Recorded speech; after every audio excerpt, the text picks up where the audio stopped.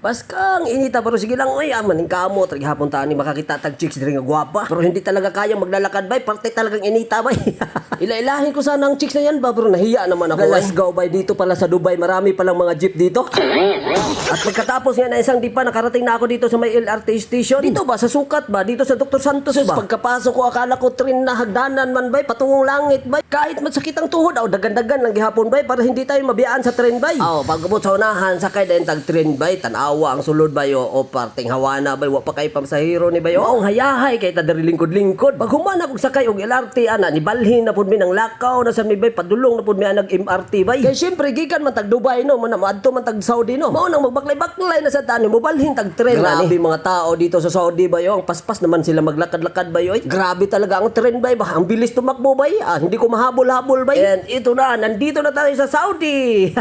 Pagkaganda naman ng Saudi bay, murag Hong Kong pud bay. Tuwara akong crush bay, nakapilit ang picture bay. Sabi kasi ng kaibigan ko bay, marami daw tao dito kaya marami din daw mga pagkain dito. Pero ambot oy murag mingaw man kaya ni murag naligaw naman ko aning trabaho ani. Parang kailangan na natin si Google Map dito bay. Pero sige na lang, konting lakad na lang and ito na tuwara.